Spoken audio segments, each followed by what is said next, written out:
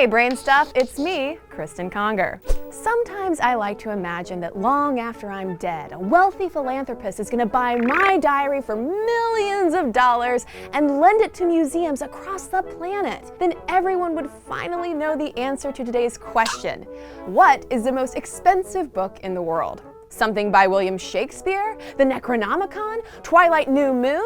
Well, it depends on if the book is printed or handwritten. If we're talking about books that have had multiple copies printed, then the answer is the Bay Psalm book, which sold for more than $14 million in November of 2013. It was originally printed by Puritans in Cambridge, Massachusetts in 1640. Seeking religious freedom, these settlers wanted their own translation of the Old Testament, and today there are only 11 copies remaining, and it's considered the first book printed in America. But if we include one-of-a-kind handwritten text, then the Bay Psalm book isn't even worth half the value of the most expensive book ever sold. That title goes to Leonardo da Vinci's Codex Leicester, which sold for $30.8 million in 1994 to a little-known computer programmer by the name of Bill Gates. Adjust that amount for inflation, and today the Codex is worth almost $50 million.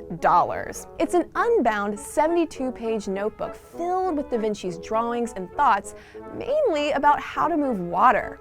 Yeah, the most expensive book in the world is basically a plumbing manual. More on that in a minute. A lot of Da Vinci's writings was lost to history, almost half of it. So the Codex Leicester is mainly important because it's a single collection of his focused ideas. The Codex is written like many of Da Vinci's works in something called mirror hand. All of the letters are reversed and it's written from right to left. So the only way you can read it is when it's held up to a mirror.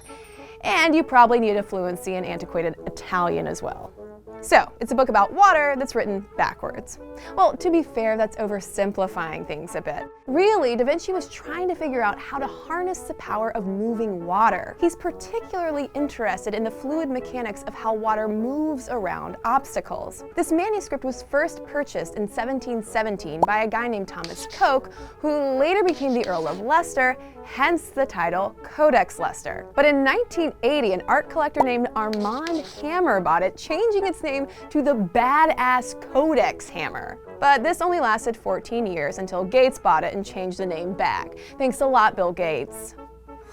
Actually, Gates seems genuinely inspired by Da Vinci's example of pushing himself to find more knowledge. He's even loaned the book to a number of museums over the years so it can be viewed and studied by the public. So that's the most expensive book in the world. For now, until the Codex Conger hits the Sotheby's auction block. And while we're waiting for that moment of history to happen, why don't you tell me what your favorite book is? And what's the most you've ever paid for a book? And if you want to learn more about books, rich people, and plumbing, don't forget to subscribe to our channel or visit our headquarters at HowStuffWorks.com.